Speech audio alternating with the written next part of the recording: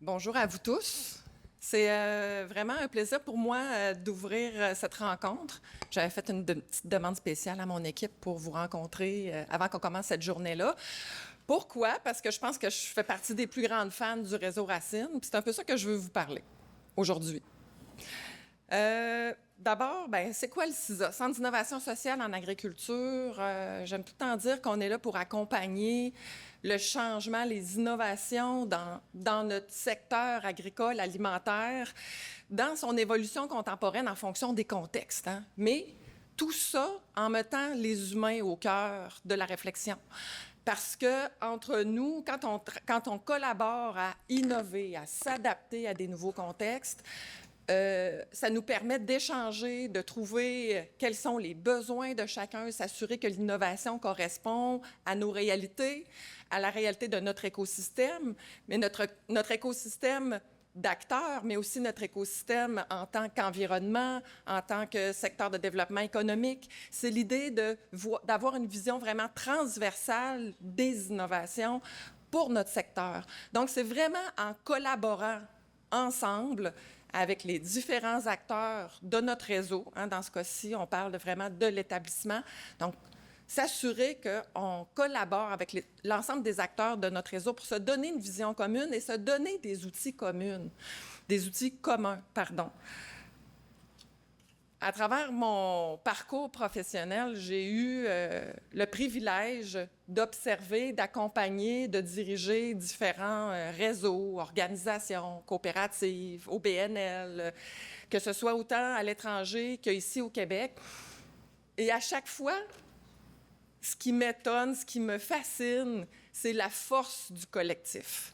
Quand les gens décident de travailler ensemble, de mettre l'épaule à la roue, de se donner une vision commune, de travailler ensemble pour se doter d'un outil qui est le leur pour leur bénéfice, c'est toujours incroyable de voir la force que ça peut prendre. En étant dans ces locaux-là, ça me fait penser aux années 2007, 2006, 2000, je pense 2007, 2008, où est-ce on a créé le premier réseau d'agriculture urbaine de Québec. Hein, Éric, c'est à l'époque où est-ce qu'on se côtoyait plus que maintenant, où est-ce qu'une gang d'organismes et d'individus se sont dit, mais pourquoi à l'époque, hein, ici, on ne pouvait pas faire de jardin de façade, hein, c'était encore illégal. Donc, vous comprenez que j'ai déjà été illégale. Et on s'est dit, ben là, il faut faire quelque chose, c'est important pour différentes raisons, pour le tissu social, pour l'activité physique, pour la santé mentale, pour l'autoproduction alimentaire. On s'est dit, c'est important de créer une force collective. Donc, on a créé un mouvement qui était vraiment au-delà de ce qu'on aurait pu imaginer, entre autres quand on a fait la première fête des semences et de l'agriculture urbaine ici à Québec, pas loin, l'autre côté de l'autoroute. Il y avait du monde, on n'en revenait pas, mais il y avait vraiment cette idée-là de force commune, de se donner un élan. Certains connaissent peut-être la FEU, Coopérative pour l'agriculture de proximité écologique, que j'ai eu la chance de diriger les 4 premières années. Et c'est ce mouvement-là aussi que j'ai senti, c'est-à-dire des producteurs qui décident de se prendre en main, qui ont dit le système tel qu'il est fait ne nous permet pas de réaliser notre rêve, de se positionner, de mettre en marché de façon directement, de se donner des services collectifs, de faire de l'autoconstruction.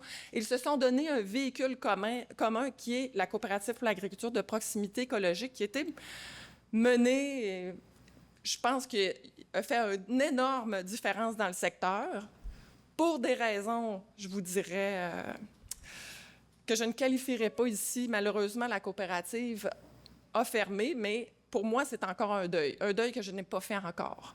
Parce que je pense qu'on a besoin de solidarité, on a besoin de travailler ensemble pour se donner des outils. C'est pour ça que j'en reviens avec le réseau Racine, parce que pour moi, le réseau Racine, c'est ça. C'est que vous vous êtes donné un outil pour, on va dire, résister.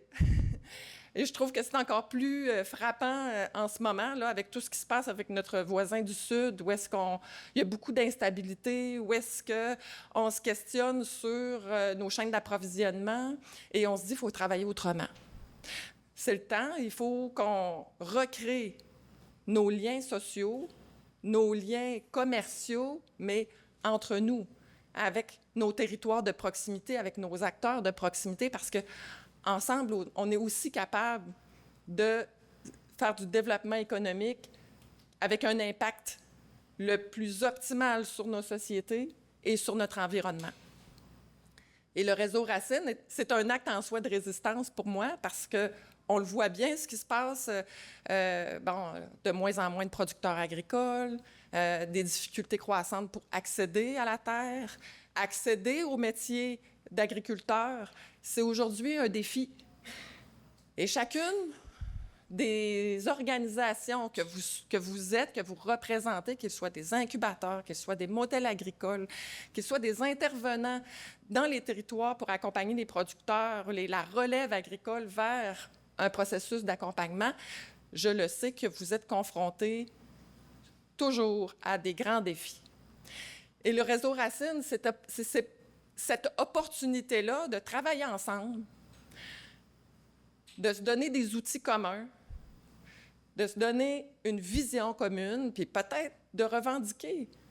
C'est à vous de décider ce que vous voulez que cette organisation-là devienne. Mais la force d'un réseau, c'est aussi la force de ses membres, de leur implication. Et pour ça, ça demande aussi l'implication de chacun de ses membres pour assurer une vitalité, une gouvernance transparente, une gouvernance active et représentative de ses membres. Le CISA est heureux et fier de coordonner ce réseau. Mais il faut toujours se dire, la posture d'un organisme de recherche-action comme le nôtre est de pouvoir laisser sa place parce que le réseau est fort, il est capable d'avancer par lui-même, il a les ressources. Donc, nous souhaitons vous accompagner jusqu'à ce moment-là. Quand ce sera ce moment, on doit encore l'évaluer. On n'a pas la réponse en ce moment. Mais vous, en tant que membre de ce réseau-là, comment vous projetez-vous aussi là-dedans? Aujourd'hui, on a une super belle journée devant nous. On va parler beaucoup de l'impact des incubateurs dans les milieux. Je pense que c'est un beau moment pour se questionner, pour voir comment on évalue notre impact, comment on démontre à nos gouvernements, à nos territoires, que nos organisations ont un impact concret, un impact réel.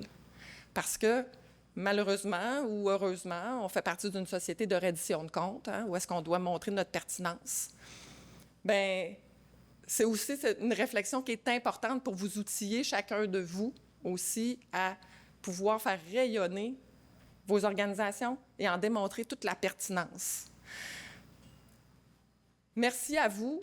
J'ai hâte d'observer tout ce qui se passe dans la journée. Profitez-en pour réseauter, apprendre à vous connaître, voir qu'est-ce que vous avez en commun, vos expertises mutuelles, puis voir comment vous pouvez collaborer ensemble, parce que c'est vraiment ensemble que vous êtes forts.